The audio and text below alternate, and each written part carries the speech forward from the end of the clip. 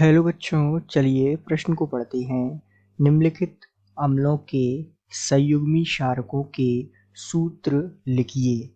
आपको दिए हुए हैं HCN, HCO3 माइनस, C2H5OH। तो आइए बच्चों, सर्वप्रथम मुख्य अवधारणा को समझते हुए इस प्रश्न को हल करते हैं और विस्तार पूर्वक इस प्रश्न को हल करते हुए और इसे गहराई पूर्वक समझते हुए इसके हल तक पहुंचते हैं तथा संयुग्मी क्षारकों के सूत्र को जानते हैं। तो सामान्य रूप से इस प्रश्न को हल करने के लिए आइए कुछ जानकारी एकत्रित करते हैं। तो जैसा कि हम जानते हैं, मान लीजिए ये कोई अम्ल है, तो अम्ल से संयुग्मी क्षार हम बनाएंगे तो H+ निकालने के पश्चात जो हमारे पास बचेगा, यहाँ क्या बच रहा है, A-, तो ये क्या है, हमारा संयुग्मी क्षारक। तो अर्थात इसका सीधा सा मतलब हम क्या देखेंगे कि H+ निकालने के पश्चात H+ को जब हम निकालते हैं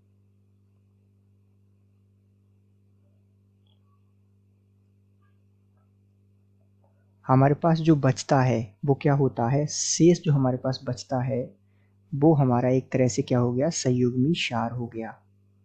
ये बात हमने, वो हमारा संयुग्मी क्षारक हो गया। ये बात जो है हमने समझी, इससे हमारा क्या है कि जो अवधारणा है, मुख्य अवधारणा, वो थोड़ी सी स्पष्ट हो गई है। अब इस बात को हम यहाँ पर लागू करेंगे तो हमारे पास क्या क्या दिया हुआ है, एक एक कर हम देखते हैं। HCN, तो HCN हमारे पास दिया हुआ है, इसमें से हम क्या करेंगे, HCN में से हम H+ निकाल देंगे और Cn- बचेगा।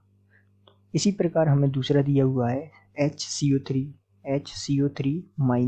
इसमें से हम H निकाल देंगे, H+ निकाल देंगे और यहाँ साथ में हमारे पास क्या बचेगा, CO3-2।